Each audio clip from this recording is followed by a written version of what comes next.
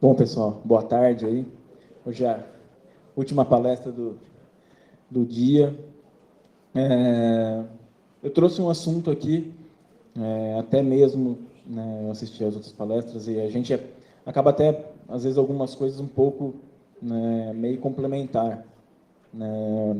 Eu não vim com uma palestra totalmente técnica, né, mas a ideia é mostrar como a coisa de fato funciona e que, às vezes, é muito mais simples do que o pessoal diz ser, né, principalmente na mídia. Então, bom, que já foi, né, um resumo aí das coisas que eu fiz aí ao longo dos tempos que eu tenho estudado. A parte de segurança tem trabalhado também. Tá? Isso daqui é a nossa agenda, vou dar uma coisa que a gente tem um pouquinho, bastante slides. Né? Eu trouxe alguns exemplos de falhas. Então, a gente vai passar pelas soluções que a gente tem atual, né, de segurança da informação, e também a gente vai entrar nos ataques que existem para essas soluções, né, assim, o que elas tentam prevenir e o que se existe de algo para frente, vamos falar assim, né, para tentar burlar essas soluções que existem de segurança. Bom, então a gente tem basicamente, né, firewall, IDS, IPS, proxy, né, Web Application Firewall indo para uma linha, né, de um ataque externo, né, e soluções anti-malware, né, sem pensar, tem uma série de outras coisas, mas focando para um ataque, né, um APT da vida, tem DLP, tem, né, soluções de detecção de anomalia, mas a gente vai pegar algumas soluções aqui para falar dos problemas relacionados a ela. Né. Então, assim, até estava participando aqui do evento, até vi um slogan falando que é fácil, né, estar seguro. Na verdade, a nossa ideia aqui é mostrar que aparentemente não é tão fácil assim. Né? E por isso que a gente tem uma quantidade bem grande de ataques. Bom, vou dar uma corrida nessa parte no começo. Firewall. Né? A gente tem aí funcionalidades de firewall. Né? Atuar na camada de rede, né? Liberar e bloquear acessos às portas e segmentação de rede, né? Bem resumido. Mas quais são os problemas que a gente tem relacionado ao firewall? Né? Às vezes as empresas falam assim, vou colocar um firewall aqui, vou resolver o problema. Não, porque assim, às vezes você acaba explorando o serviço que está liberado no firewall porque esse cara tem que estar lá, por exemplo, uma aplicação web. Né? Então, assim, o firewall por si só, né, o conceito de firewall atuando na camada de rede, ele não conseguiria entender o conteúdo que está chegando, né, nessas aplicações que está na camada 7. Então, a gente tem, né, esse problema relacionado ao firewall. Então, o firewall está lá para liberar e bloquear alguns serviços, mas o que está, se aquele serviço está liberado no firewall, aquele serviço está vulnerável, o firewall por si só não vai conseguir bloquear os ataques contra ele. Daí a gente surgiram, né, o IDS, depois o IPS. Né, o IDS até então era só ele só mandava reset de conexão, ele não bloqueava. Depois os IPS veio para de fato bloquear.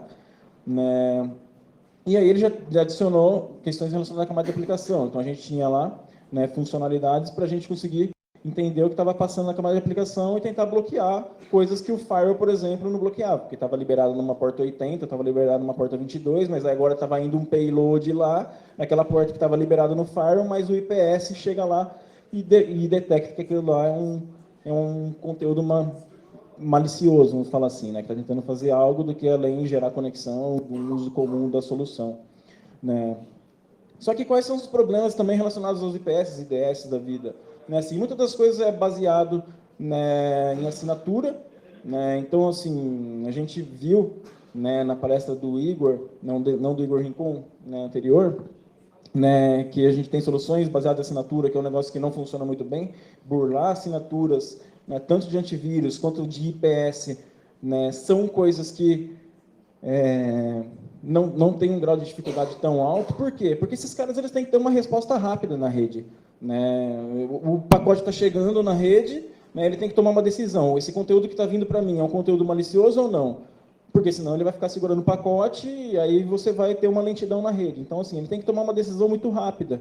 né? Então, as pessoas começaram a criar assinaturas, né, para tentar identificar alguns ataques maliciosos, e aí o pessoal começou, né, a encodar essas assinaturas, né? Aliás, encodar esse payload para tentar burlar as assinaturas, né? Então, né, você começava a fazer uns encoders, depois você começava a fazer polimorfismo, até que foi comentado aqui, né? Então você tinha um encoder encodado também, com várias possibilidades de encodamento, que daí esse cara tinha que tomar uma decisão rápida, então ele tinha que tomar essa decisão. Então você conseguia no seu próprio encoder pular para um lado, pular para o outro, não fazer nada malicioso, e aí passava o tempo e falou, bom, acabou meu tempo, eu tenho que liberar esse pacote ou decidir se eu vou bloquear. E aí, na dúvida, ele acabava liberando, né? Isso aí que é o comportamento padrão. Então, assim, são soluções que acabam não funcionando muito bem. E muitas das empresas também você vê, ele quer pegar e falar assim, puxa, eu vou pegar e vou bloquear um determinado tipo de ataque. Só que você vai ver as regras que eles criam algo para um exploit específico. Ele pega aquele payload que aquele exploit público está gerando e ele bloqueia exatamente aquilo lá. Ele não bloqueia todas as possibilidades de ataque e outros payloads. Ele vai lá e bloqueia um negócio específico. Então, né, às vezes as soluções que a gente acha que está protegendo a gente não está protegendo tão forte assim. Então, assim, a ideia da palestra é mostrar, né, com que essas soluções, né, que é para estar protegendo, também são criadas por pessoas, que às vezes pode ser que não esteja uma linha de raciocínio adequada, pode ser que não tenha um tempo, né, para fazer um negócio adequado, né, e aí ele acaba criando, por exemplo, uma assinatura que só pega para um exploit, mas não pega para todos os outros, né, todas as outras variações. Né, acontece também com o antivírus isso daí.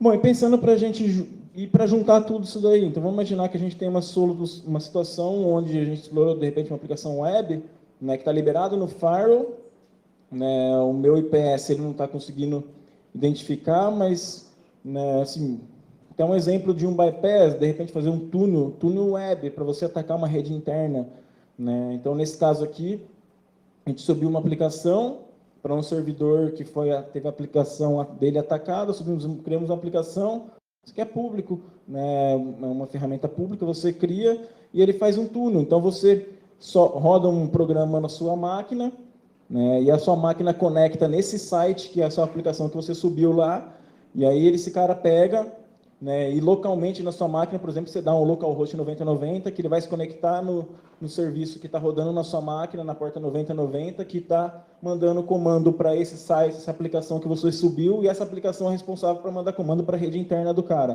Na hora que você vai ver se está dentro da rede do cara, mandando comando para a rede interna. Né? Então, assim, no firewall está liberado, porque a aplicação teria que estar rodando, né? Teria que estar exposta mesmo.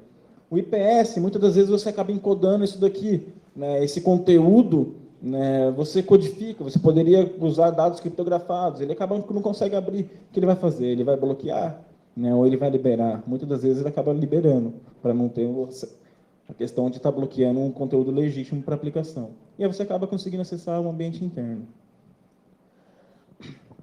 Relacionado a proxy também, né? Então, assim, aí a gente tem lá o proxy, que é para fazer filtro de conteúdo, né? Que a gente tem várias ferramentas que fazem o filtro de conteúdo, faz categorização, né, de vários sites para você saber o que libera, o que não libera, o que é malicioso, o que não é malicioso, né? Mas, né, qual que é a grande questão aqui? Assim, esses sites, eles são de fato categorizados de forma adequada, né? Essas ferramentas eles acabam não categorizando direito muitos sites. Né? E quando o site não está categorizado, o ideal seria você ter uma política para bloquear os sites que não estão categorizados, mas nem todas as empresas fazem isso daí para evitar um determinado número de chamados no suporte, por exemplo. Agora, o que acontece? Você também pode catalogar um site, tem ferramentas, né, comerciais de filtro de conteúdo, que você vai lá na interface dele, você adiciona um site lá que não está categorizado por ele, e você fala assim, esse meu site aqui é dessa categoria. Você cria um site falso lá no negócio, né, e aí você categoriza esse site como um negócio, né, legítimo. Ele vai lá e publica para a base dele aquele conteúdo. Aí no meio desse site você coloca um script lá, que vai ser um script malicioso que vai receber os dados do comando, né, vai ser o comando de controle que vai receber os dados que você explorou o cliente lá dentro da rede. Então, assim, Essas soluções, né, é muito complicado, né? É fácil de você, né, pensar em várias coisas para você tentar subverter, né, como o Kleber falou, né, as soluções que tem hoje. Você tem também, backdoors, capacidade de sair para o proxy, né? Então, assim, já cai nisso daí que a gente falou. Então, ele tenta sair por um proxy, um dado que já está categorizado. Um Twitter, por exemplo, como é que você vai? Às vezes tem uma empresa que precisa liberar um Twitter, mas a gente tem comando e controle que acessa via Twitter, né? Ele controla as máquinas via um Twitter da vida, via um Facebook, comentário de Facebook, né? Mensagem privada de Twitter. Ele manda uma mensagem privada, tem uma resposta, a resposta é o comando que ele vai executar, né? E a mensagem que ele mandou privada para a conta de Twitter é o resultado do comando que ele teve. E aí você, no seu feed de conteúdo, está liberado isso daí. Como é que você vai fazer para você controlar? Se você não tem nenhuma outra solução para, de repente, gerar um alerta, você poderia ter, de repente, alguma solução. Né? Vai pegar e, então, ok, se eu preciso liberar o Twitter, eu sei que eu tenho esse tipo de problema que pode acontecer aqui na minha rede, então, ok, vou começar a mandar todos esses logs do meu feed de conteúdo para um site, né, para um CIEM meu, por exemplo, um analisador de log, eu vou fazer uma regra lá, se veio 5 mensagens privadas, né, requests numa mensagem privada, eu vou gerar um alerta, para daí eu vou olhar na mão lá para ver o que está acontecendo de conteúdo, né, porque é um comportamento fora do padrão. Mas, assim, é muito difícil você estar conseguindo proteger todas essas coisas, né? Então, assim, essas coisas são coisas, né, como o Kleber falou, assim, isso daí vem desde muito tempo atrás, funciona muito bem até hoje, né? Até um outro exemplo, até alguns pentests eu acabei usando algo desse tipo para a rede de servidores, né? Então, assim, a gente tem aqui, né, backdoor via DNS. Cara, isso daqui é bem complexo também de você tentar bloquear, né, para você identificar que isso daí é um ataque. Ele gera request pra caramba, mas os IPS acabam não bloqueando. Então, assim, você teria que colocar uma inteligência em cima do que tem, né? Por quê? Porque, cara, você começa a fazer request desse tipo aqui, né? Eu vou ter aqui o meu, sei lá, um número de sequência para poder saber o meu comando que está chegando no meu servidor DNS e o resultado de um comando para um subdomínio que eu controlo. E aí eu vou lá no meu log do servidor DNS, pego esse conteúdo aqui e analiso o que está vindo de comando, que é o comando que está rodando lá. Só que a máquina que está lá dentro da rede, ela está simplesmente resolvendo requisição DNS. Não é nem a própria máquina que está lá, o servidor DNS que acaba mandando o negócio para fora, porque ele faz a requisição para o servidor DNS dele, o servidor DNS manda isso daí para fora. Ah, beleza, estou mandando informação para fora. Né? Como isso aqui tem um tamanho que não pode ser um tamanho muito grande, então você tem que colocar umas sequências aqui para você conseguir controlar esse cara, né, e saber, né, e ir remontando esse cara aqui, os comandos que está chegando. Mas você pode mandar comando para dentro também. Então, por exemplo, se o cara tentar resolver, sei lá, ele resolveu alguma coisa aqui de tempo em tempo, eu simplesmente vou lá e devolvo um CNAME para ele. O CNAME eu passo um conteúdo texto, e aí esse conteúdo texto é o comando que ele vai executar lá dentro do computador. Aí, bom, se vier tem uma outra resolução, né, por IP, por exemplo, então aí é sinal que é resultado de um comando que ele executou e está me devolvendo o resultado desse ataque que está lá interno. Então, assim, a gente consegue bypassar essas proteções que existem hoje de várias formas. Isso daqui não é nada, nenhuma engenharia de foguete, né? Não é nada que os caras falam, né, de ataques avançados, são coisas que isso daí já vem ao longo do tempo, né? Assim, túnel ICMP, sair via ICMP, é antigo. Túnel DNS também não é novo. E funciona, assim, todos os pentests que a gente fez, nenhum túnel DNS deixou de sair da rede interna, da rede de servidores, conecta para fora. Gera bastante request? Gera. Seria fácil de detectar se tivesse uma inteligência por trás, olhando esses conteúdos? Seria, dá para você tentar identificar. Mas só que tem que ter alguém lá que saiba que é possível fazer aquilo lá, né, para você conseguir entender e colocar na cabeça de um cinza de mim da vida que o log do DNS dele, de repente, é um negócio importante de ser analisado. Porque os caras não querem, porque gera log para caramba. No DNS, request na rede. Bom, em relação ao AF, mesma coisa, né? A gente está na camada de aplicação, né? A gente tem a funcionalidade dele, né, tentar bloquear, alertar, né, ele fica na frente de uma aplicação web, né, e tudo que passa por ele, se não for algo que ele identificou como malicioso, ele manda para a aplicação web que está por trás. Senão, ele nem manda esse conteúdo. Então, assim, às vezes as pessoas colocam o AF, né, achando que vai resolver o problema. Né, assim, esquece que a grande questão, o cara tem que, de fato, corrigir a aplicação. Né? Então, assim, né, não são todas as classes de vulnerabilidades que o AF consegue tratar de forma correta. Né? E às vezes a gente tem, né, vendedores vendendo que o negócio funciona 100%.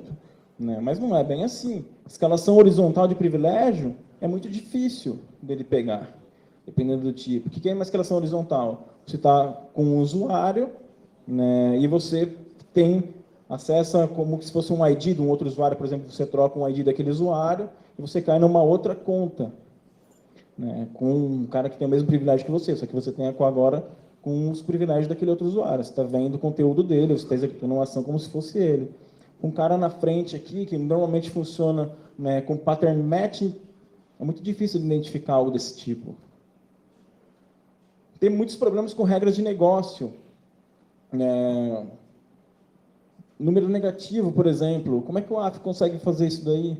Né, a gente pegou, né, alguns pentests que a gente fez, a gente testou coisas com número negativo. Né, vou fazer uma transferência com valor negativo, vou fazer um pagamento com valor negativo. O negócio aceita. E, teoricamente, você passar um número negativo num campo não seria algo malicioso, não é nada de outro mundo. Né? E você vai tentar, você pega o Internet Bank, se eu transferir menos R$ 100 para o Kleber, vai descontar R$ 100 da conta dele e vai somar 100 na minha, porque eu vou pegar meu saldo menos 100 e vai ficar com, né? Se eu tinha 200, eu vou ficar com 300, o Kleber, que não tem nada a ver com a história, vai ficar com menos 100 na conta dele. Né? Então, assim, isso aí aconteceu. Né? Cara, isso daí é problema que o AF não pega. Né? E como que a gente vai conseguir, né, assim, a gente vai confiar, né, a segurança na ferramenta, a gente tem que ter inteligência também. E ataque de outro mundo é um negócio complexo de fazer? Ah, não é, você tem que tentar entender. Ferramenta funciona bem para identificar esse tipo de problema também? Ah, vou rodar uma ferramenta, um scan de aplicações web. Cara, não pega. Ele coloca número negativo lá, só que ele não sabe o que está acontecendo no final da história. Né? Que o pagamento que somou 100, que diminuiu 100, esquece, o negócio não pega. Então, assim, é importante ter também, né, para essas análises, ter alguém que consiga entender essas análises e entender o negócio, que coisa que o AF não consegue fazer para proteger. Então, assim, não adianta ter um tipo de ferramenta, só confiar 100% na ferramenta. E como a gente está falando, né, em pattern match também, o AF tem muito pattern matching. Né? Nem sempre eles são bem escritos. Já teve o AF, por exemplo, que tinha algo desse tipo aqui. Falei assim, ó, né, eu vou bloquear, porque quando eu vou explorar uma scan injection, o que eu preciso? Preciso ter um select e um from. Né? Vou pegar um dado, né, de alguma tabela. Então ele falava assim, então eu vou ter um select. Se vier um from dentro dos próximos 100 caracteres, eu bloqueio. Porque tem um select, tem um from na minha linha de... Não, na minha URL lá, no meu post, no meu get da vida. Né? Só que aí, pô, se eu sabendo disso daí, você fala assim, então beleza, vou mandar um select, vou dar 100 espaços, vou escrever o que eu quero, vou colocar uns from. Ele só pegava os próximos 100 para saber se tinha o from, mas passou. É humano fazendo o negócio. Né? Assim, tem chance para ter erro. Né? Esse daqui é um caso que acontecia num ato bem grande. Não dá para falar nome? Não vou falar nome. Mas você passava um negócio tipo, em pentest a gente pegou. Pô, você passava select, o select ele bloqueava. Aí você passa um S por cento E por cento R, vai embora. Passa no AF lá, o servidor de banco de dados ali ignora esses por cento aqui e vai embora. O negócio executável isso daí lá no servidor. O select lá no servidor. Então, assim, não dá para confiar nessas aplicações web. E não é um negócio de outro mundo que a gente está fazendo aqui, né, para você atacar. Opa, voltei. Bom, outra falha, a gente já falou uma de WAF. Essa aqui é uma outra falha que também, né, eu dei uma pesquisada, já teve no passado, mas ainda acontece. Tem um WAF comercial que, por exemplo, não trata esse tipo de encoder. Né? O que é o Full Widget? O que é esse encoder? Os caras, né, Unicode, né, foi criado para suportar todas as línguas, né, do mundo. Só que qual que é o grande problema que você tem, né, a língua oriental? O negócio se escreve na vertical, né? O jornal chinês é aqui assim, não é assim que nem a gente aqui está na horizontal. E aí o que acontece? Né? Como tem diferentes tamanhos de letra, o negócio precisava criar, né? Precisava ter uma característica aí para não desalinhar, né, as linhas do negócio. Então, né, no resumo da ópera, esse encoder aqui, ele faz meio que uma representação gráfica de um determinado caractere. Só que algumas aplicações interpretam esse cara aqui como o caractere que está representado por ele mesmo. E o AF, que a gente encontrou, foi embora. Não entendeu, pô, isso aqui, ó, um select. O select é isso aqui, ó. Beleza, mas ele não entendeu. A aplicação entendeu que era um select esse cara aqui. Só que o AF falou assim, pô, esse encoder aqui, isso daqui, o AF tem, né, tem as técnicas lá que ele faz. Puxa, eu vou decodificar a base 64, vou decodificar Excel, vou decodificar a porcariada toda lá. Mas, por exemplo, esse aqui foi um que eles esqueceram de tratar. Né? Então, é um ataque de outro mundo também? Não é nada de outro mundo. Teve tempinho de pesquisa? Teve. Mas não é nada totalmente elaborado. Bom, para malware, né, vou até pular, porque o Igor mostrou muita coisa, né, assim, né, análise estática de malware, o negócio não funciona. Né, ele mostrou aí, né, o malware dele que não foi detectado em nenhum lugar. Né. Para análise dinâmica, que teve a pergunta no final, né, a gente tem alguns problemas, né, porque a análise dinâmica é quando ele pega esse malware, tem que executar para ver o que ele faz, se o que faz é algo malicioso. Mas é muito complexo você identificar se o que faz é de fato algo malicioso. Né. Você pode programar, de repente, alguma coisa que faz algo malicioso só depois de um primeiro reboot. E esse sandbox, ele vai fazer reboot e vai ficar executando esse malware quantas vezes? No geral, ele manda para a máquina virtual, para o sandbox dele, e roda uma vez só e analisa aquilo lá.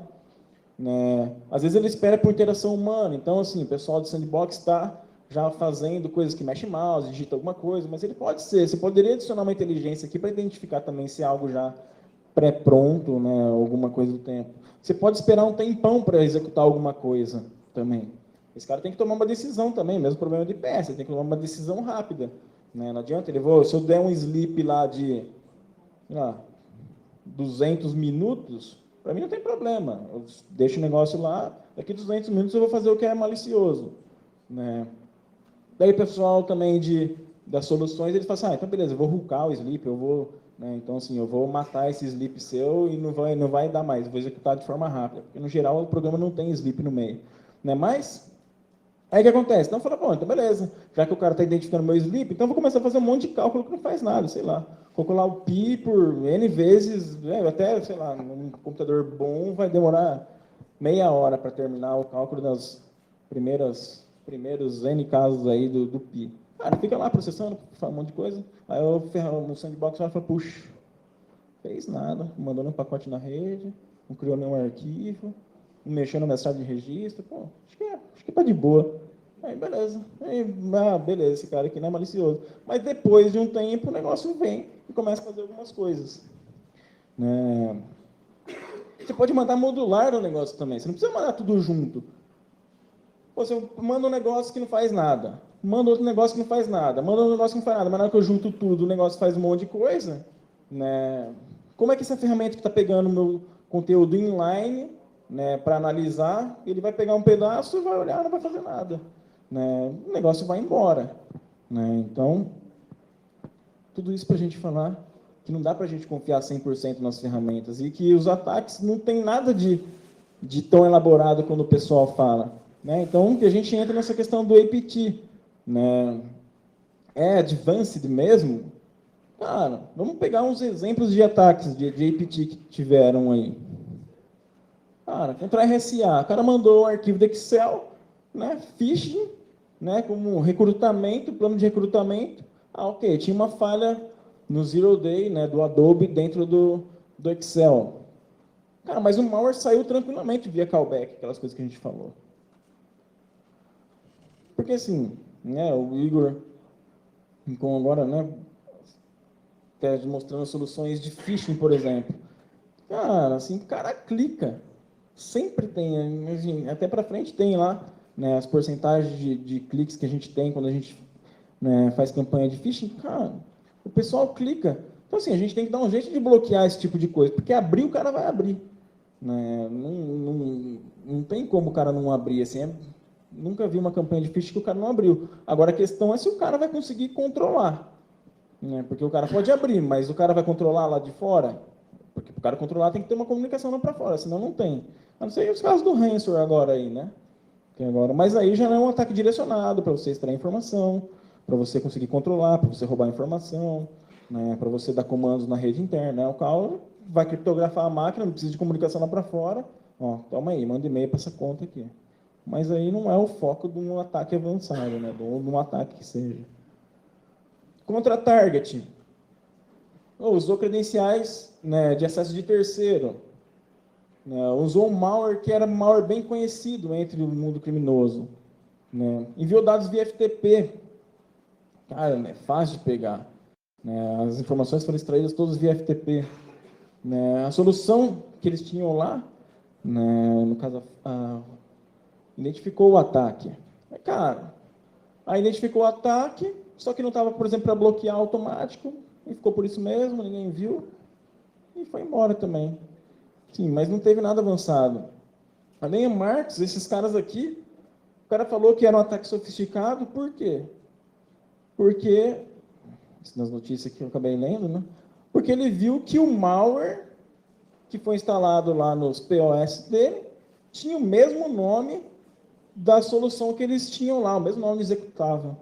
Pô, mas os antivírus, o vírus, cara, uma das coisas que o cara faz é ver, pega a lista de processos e fala, puxa, vou colocar o mesmo nome que esse processo aqui. Ele se renomeia. Não tem nada de avançado isso daqui. Isso aí falou que era avançado por causa disso. Né? O malware ficou instalado lá por 8 meses. Por quê?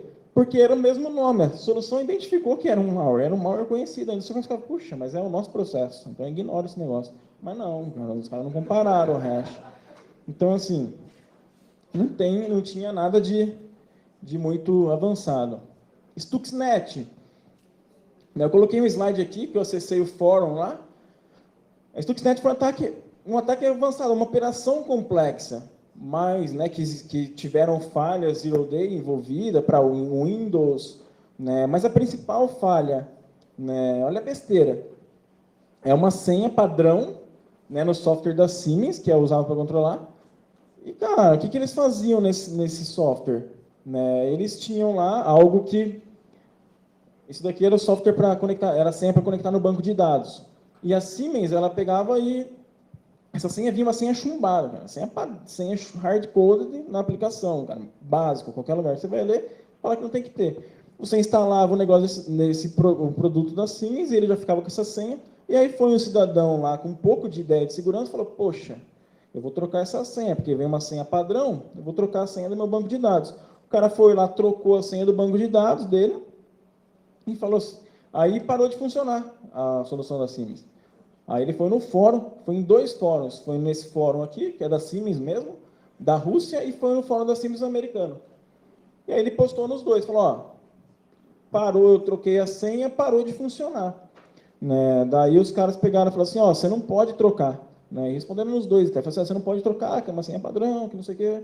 Né? Ele falou assim, puxa, e agora, vou ter que reinstalar tudo de novo? Né? Aí o cara falou assim, aí o cara pegou e falou assim, não,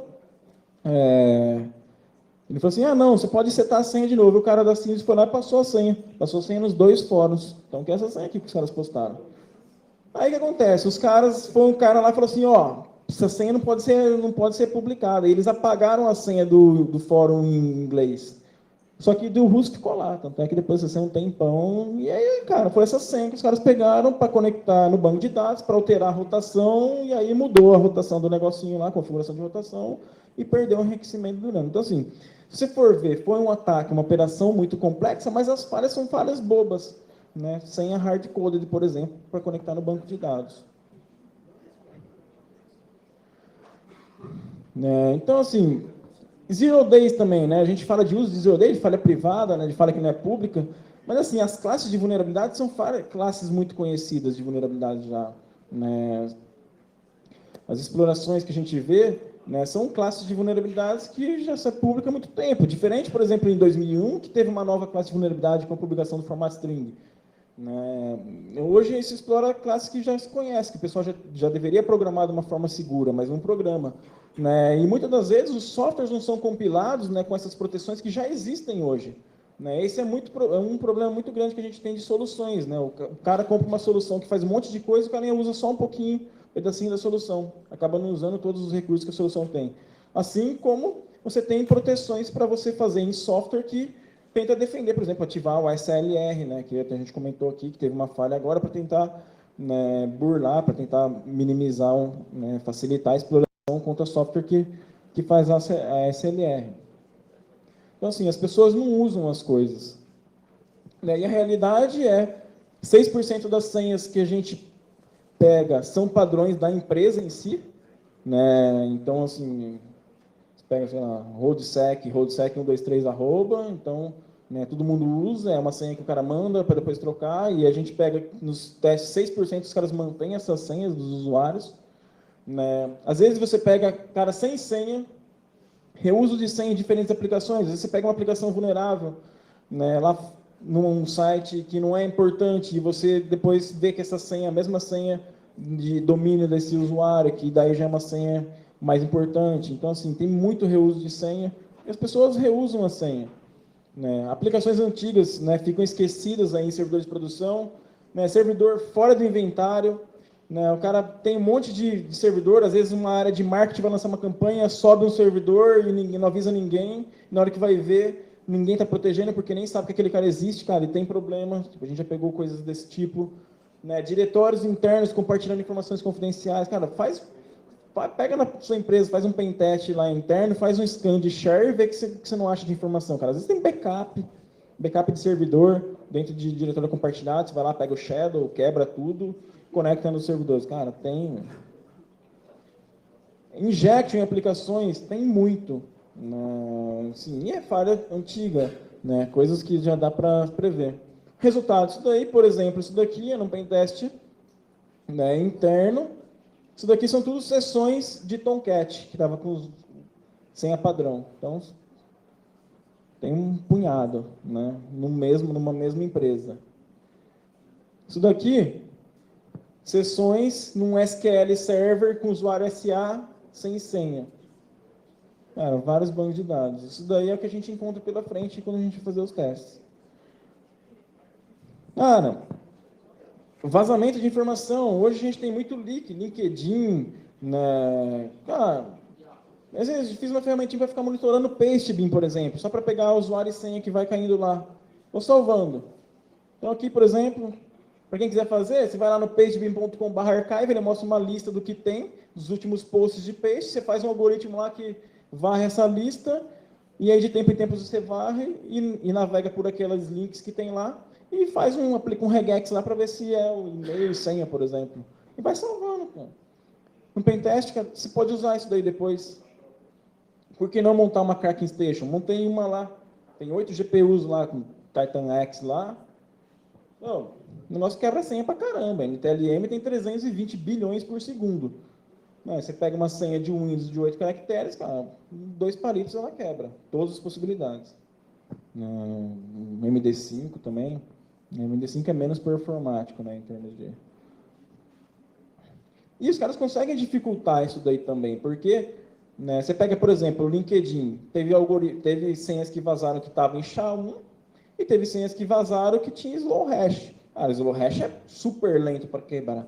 Você coloca ela para quebrar, mesmo com uma máquina dessa daí, né, com 8 GPUs, 64 GB de memória, o negócio não quebra rápido, porque o algoritmo foi feito para isso daí. Às vezes falta o desenvolvedor pensar, ou ter alguém de segurança lá e falar assim, vamos usar esse algoritmo de hash, ao invés de usar esse outro aqui. Porque se vazar, vai ser muito mais complexo de quebrar.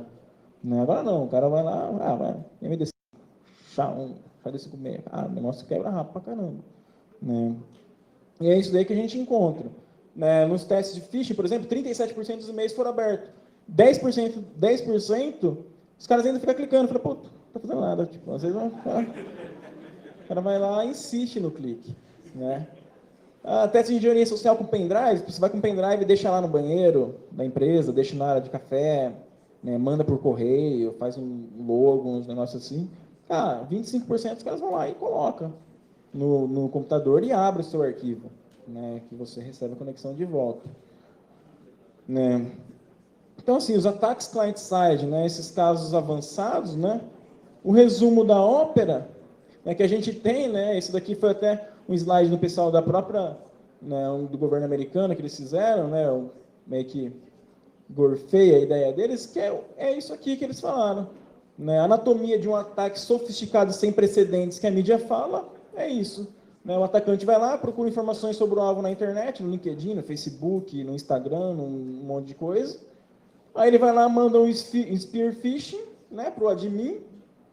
Aí o admin vai lá e abre esse spear phishing, né, explora uma falha pública, mas sem patch, porque os caras não têm uma política de patch correta. Aí você ganha um acesso como admin no ambiente do cara, né, e faz diversas coisas no ambiente e ninguém pega, porque, cara, monitoramento no geral acaba não pegando esse tipo de coisa. Tem muitos outros tipos de chamada para o cara fazer gestão de acesso, gestão de identidade, um monte de coisa, do que ficar gerando esses alertas.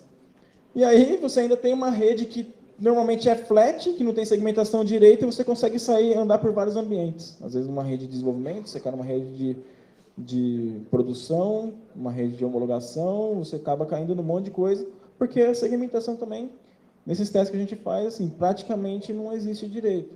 Né? Você consegue muito facilmente pular de uma rede para outra. Né? E sistemas críticos, né, de infraestrutura crítica, por exemplo, como escada, né? Deveria estar seguro, né? Mas o que acontece? Você pega aqui, por exemplo, o cara mete o computador aqui dentro, no meio do mato. Você chega lá, abre a portinha, né? E controla, cara. Quem que vai chegar aqui para você ir lá e te ver que você está fazendo alguma coisa, né, num ataque? Né? E são sistemas, muitas vezes, são complexos, né? Implementado em ponto isolado, como por exemplo na foto, e gerenciado por pessoa, também criado por pessoas, né? Então, assim, está suscetível à falha. Né? Só que eles acham, né, que por ser um ambiente complexo, né, e poucas pessoas conhecerem, né, é seguro. Mas, tá, segurança por obscuridade não funciona. Né? Os ataques, né, que a gente faz em rede corporativa e computador normal funcionam em ambiente escada também. Né? A gente não está falando nada de... é um Windows, é um Linux rodando lá, né? Uma aplicação desenvolvida, né, para terminal, às vezes uma aplicação Windows, às vezes uma aplicação web. Hoje tem muito escada para aplicação web. Né? E até teve um projeto de honeypot, eles criaram umas honeypots escada e eles viram, né, que as pessoas que menos tinham conhecimento, aparentemente, pela navegação que eles faziam no ambiente, eram as que causavam impacto, porque os caras ficavam funcionando nos negócios. Então, né, os caras não tinham menos cuidado, não sabiam o que estava fazendo. E aí eles acabavam causando impacto no ambiente. Né. Muitos acreditam também que o sistema escada é completamente segregado da rede, né? E essas não estão acessíveis pela internet. Mas assim, pede o diagrama de rede para esses caras aí. Cara, o negócio não é o que está desenhado. Notebook, o cara chega com o notebook lá, vai na rede de produção, que ele fala que está segregado, e pluga lá na rede. Poderia já estar indo com o notebook infectado lá para esse ambiente. Né? O sistema de back-end, muitas das vezes, estão conectados em bases compartilhadas entre, né, um front-end, alguma coisa. Né? Vamos imaginar, por exemplo, um sistema de energia, né, que ele vai ter uma aplicação web que consegue, né, estar conectada no banco de dados para poder mostrar quanto que esse cara está gastando. Né? E a gente tem, por exemplo, um back-end, né, que está conectado e compartilhando informações com o mesmo banco de dados. Então, você vem aqui, está com o servidor da web. Servidor web, você cai no banco de dados, porque você explora, de repente, o SQL Injection lá. Aí, desse banco de dados, você consegue pular para a rede de produção, que teoricamente é uma rede segregada, que tem firewall no meio, mas, de fato, ela não está de cara para a internet, né? Tem uma segmentação aqui, mas na hora que você começa a navegar lateralmente pela rede, você consegue chegar em vários ambientes que, teoricamente, deveria estar segregado. Esse aqui eu até tirei um screenshot ontem. Então, prova disso, por exemplo, Symantec da Siemens, que é o mesmo lá do Stuxnet. Eu coloquei lá no Shodan, lá deu 913 identificados aí de cara para a internet. É sistema para caramba, porque um negócio que é crítico e que deveria estar segregado. Inclusive no Brasil, né? Tem uns ali. Até coloquei uma outra falha aqui, sistema SCADA. Eu peguei uma falha interessante que eu encontrei numa aplicação, esse Kava, cara, essas aplicações SCADA são todas bagunçadas, cara. Esse daqui que ele faz? Ele pega, ele faz uma requisição para o servidor web, e assim, tem um problema tem um problema de injection, mas é um problema de design, porque o cara vem, ele faz o request, só que ele passa o comando aqui. Assim, não é filtrar simplesmente o conteúdo que o cara está fazendo, assim, eu não estou tratando, o escape lá para bloquear a scan injection. Não, cara. O cara está passando o comando aqui. Você vem aqui, muda o comando, você executa o comando no banco de dados lá no sistema SCADA, teoricamente, que é um sistema que controla alguma infraestrutura importante. Nesse caso aí, esses caras aí, eu acho que é esse negócio de óleo. Bom, e assim, a gente falou de série de coisas simples, de erros que as pessoas cometem, de coisas simples, quando nada funciona, aí beleza. Aí você pode, de repente, partir para os ataques avançados, sei lá, fazer um bad BIOS, comunicação via som. Vamos fazer um ataque de memória, que não é tão avançado assim, mas é pouco usado, via DNA, que no dispositivo DNA, Thunderbolt, PCI Express, PCI. Vou lá, vou injetar dado na memória, vou coletar dado na memória, pegar a chave de criptografia na memória para abrir o computador, enfim. Vou fazer uma infecção no firmware do HD. Poxa, eu testei uma backdoorzinha lá de firmware do HD. Legal. Funciona lindo. Você vai lá, coloca... Fala assim para o computador, fala assim, quando você tentar ler o /etc /shadow e o /etc /pswd, você devolve esse usuário a mais pro sistema operacional. Cara, no sistema operacional não existe esse cara lá. Mas na hora que o cara vai ler, no arquivo não existe, mas na hora que o cara vai ler, o firmware vai lá e adiciona o usuário, porque na hora que você vai digitar a sua senha, ele pega o dado que está em memória que o firmware devolveu e autentica você. Então você faz uma backdoor, sei lá, de SSH, Telnet, sem você simplesmente adicionar nada dentro do próprio sistema de arquivo. Mas precisa disso, perto do que a gente vê lá para trás. Assim, grampo em cabos submarinos, que nem os caras estavam fazendo, drones, ataques físicos, ataque físico. Por isso, quando a gente faz alguns, você pega essas portas aí de empresa, normalmente quando o cara está dentro, o cara pode abrir. Você chega perto, a porta abre, você está de fora, você tem que passar o cartão. Aí você olha por baixo da porta assim, nenhuma é fechadinha embaixo. Aí você vai lá, faz um bexigão embaixo, enche um bexigão, aí o bexigão enche, aí você dá uma mexidinha assim no bexigão, movimenta a porta abre. Beleza. O negócio funciona. Às vezes você vai, vou copiar crachá do cara. Você vai com uma mochila, pega uma mochila desse pequenininha, que nem a minha aqui, coloca um leitorzinho de RFID nas costas, pega uma Proxmark da vida, não trouxe, deveria trazer, todo mundo trouxe um monte de gadgets aqui, eu tô sentindo excluído aqui, não trouxe nada. Coloca na sua mochila, coloca lá dentro, bonitinho, aí você está na fila do cara lá, o cara está entrando na catraca, você vai andando. Aí, de repente, dá uma trombada aqui, o cara bate o crachá no peito, na sua mochila, leu, beleza. Vai embora, vai lá, faz um crachazinho, e você vai lá e entra depois do crachá do cara. Mas não precisa disso daí. Sim, a gente já fez, mas, cara, é legal para mostrar, mas, assim, tem várias outras formas que os caras acabam não protegendo, que a gente colocou lá atrás, as ferramentas são mal configuradas, falhas básicas, senha padrão, o cara clica nos phishings, e os ataques avançados mesmo que a gente acaba vendo que a mídia publica é basicamente esse tipo de coisa. De avançado mesmo não tem nada. Ideias criativas, você poderia fazer alguns ataques avançados, até comentei do valor negativo. Teve um caso aqui do Brute Force que a gente fez aí que, pô, foi legal.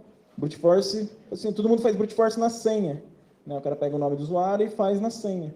Fez ao contrário. A gente fez Brute Force no username, porque a gente testava a senha e ele bloqueava. Isso era um banco também. Né? Então, você pegava e rotacionava o número da conta e deixava uma senha fixa, porque era uma senha curta. Então, você deixava a senha lá, 1, 2, 3, 4, 5, 6, e aí você pegava agência número 1 contra número 1, agência número 1 contra número 2, agência número 1 contra número 3, e vai mapeando, porque daí não bloqueia. Agora, se você pegar a agência número 1 contra número 1 e testar a senha, 1, 2, 3, 4, 1, 2, 3, 4, 5, 1, 2, 3, 4, 5, 6, cara, passou 5 senhas, o negócio bloqueou. Mas, às vezes, você pode pensar algumas coisas um pouco diferentes e tentar ir para um lado onde, né, você consiga ter um sucesso com os negócios um pouco diferentes. E, de repente, usar Zero Day? Pode ser. Mas, assim, com tudo que a gente vê, né, nos testes que eu faço, já usei falhas privadas, mas, assim, a gente chegava na reunião final e falou assim, pô, legal, sei o banco de dados do Internet Bank. Aí o cara falou assim, legal. Assim, mas e aí, vem cá, quem que vai fazer esse tipo de teste aqui? Quem que vai conseguir invadir desse jeito aí? Aí eu falei, pô... Aí o cara falou assim, de fato, então, estamos mostrando um negócio que, beleza, você invadiu, mas são poucas as pessoas, né? Então, assim, teoricamente o risco é menor. Então, a partir daí, eu comecei a ir e falei assim, agora eu vou fazer só o fácil. Se não der nada certo no fácil, né, aí eu tento partir para algum lado um pouco mais complexo. Cara, sempre o fácil funcionou. Né? Nunca teve problemas para partir para alguma coisa que precisasse de algo mais complexo. Então, né, atacar é mais fácil do que defender. Né, assim, eu acho difícil defender. Né, assim, a gente, né, em todos os projetos que a gente acaba entrando, a gente implementa uma série de controles e dificulta ao máximo, mas de fato não é fácil. Né, sempre a gente tem várias ideias que a própria solução é algo extremamente complexo. Né. Os ataques, de fato, não está precisando ser nada realmente avançado, né? A gente consegue tudo com coisas simples, e os ataques públicos que estão saindo são ataques que as técnicas são técnicas simples, né? O que a gente precisa é fazer o básico bem feito, né? Possuir processo de configuração segura, fazer patch, que nem o Kleber falou, pô, tem um monte de vulnerabilidade antiga, né? Ainda em uso, fiz testes, por exemplo, achei um monte de senha de e-mail num ambiente, que aí eu fiz brute force de senha de e-mail, acabou, desculpa, caramba, você vai fazer brute force? Fazer brute force em SSH? Não, vou fazer no senha de e-mail, bem mais rápido, não tem nem criptografia, usa senha de e-mail, o cara nem monitora, porque fala, quem que vai olhar a senha de e-mail? Local, no servidor, na rede. A SSH não, os logs de SSH vai batendo e vai lá para o CIEM, gera alerta, faz um monte de coisa, uma senha de e-mail, cara, o cara não está nem aí com a coisa. Então, a campanha de conscientização também é muito importante, né, as questões de implementar as políticas, os controles, né, fazer hardening de fato nos servidores, configurar esses caras de forma segura, e ter esses produtos bem configurados. O pessoal compra muita coisa e acaba não implementando tudo que essas soluções oferecem. Né? Então, assim, às vezes fazer um trabalho para melhorar o que já tem, às vezes é mais importante do que comprar um negócio novo. Né? E é isso.